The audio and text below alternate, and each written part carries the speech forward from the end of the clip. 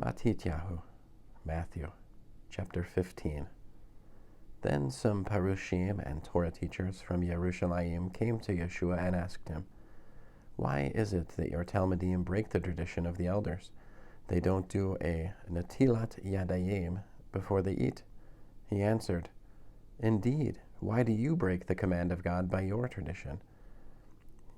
For God said, 'Honor your father and mother,' and anyone who curses his father or mother must be put to death.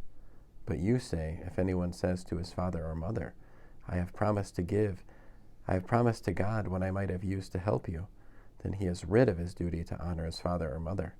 Thus, by your tradition, you make null and void the word of God. You hypocrites! Yeshayahu, Isaiah, was right when he prophesied about you. These people honor me with their lips, but their hearts are far from me. Their worship of me is useless because they teach man-made rules as if they were doctrines." Then he called the crowd to him and said, "Listen and understand this. What makes a person unclean is not what goes into his mouth. Rather, what comes out of his mouth, that is what makes him unclean."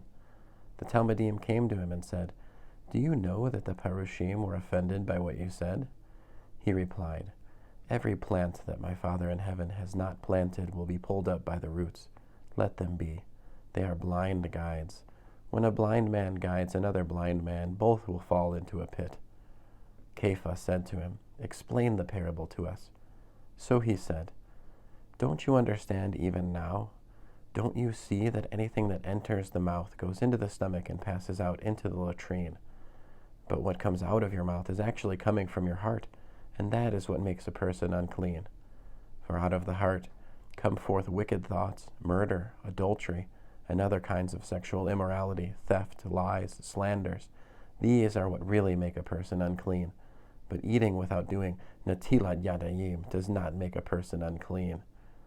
Yeshua left that place and went to the region of Zor and Sidon. A woman from Canaan who was living there came to him, pleading, "Sir, have pity on me, son of David. My daughter is cruelly held under the power of demons." But Yeshua did not say a word to her. Then his Talmudim came to him and urged him, "Send her away, because she is following us and keeps pestering us with her crying." He said, "I was sent only to the lost sheep of the house of Israel." But she came, fell at his feet, and said, "Sir, help me." He answered, "It is not right to take the children's food and toss it to their pet dogs." She said, "That is true, but even the dogs eat the leftovers that fall from their master's table." Then Yeshua answered her, "Lady, you are a person of great trust. Let your desire be granted." And her daughter was healed at that very moment.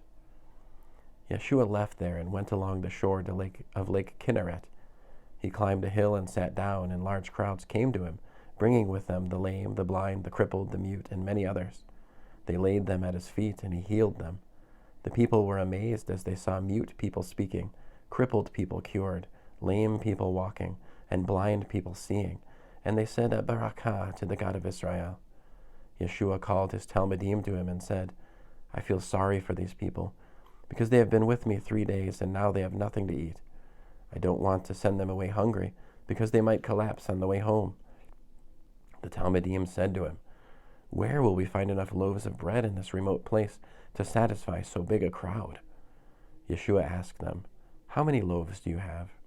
They said, 7, and a few fish. After telling the crowd to sit down on the ground, he took the 7 loaves and the fish, made a barakah, broke the loaves, and gave them to the Talmudim, who gave them to the people.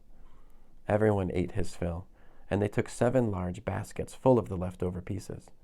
Those eating numbered 4,000 men plus women and children. After sending the crowd away, he got in the boat and went off to the region of Magadan.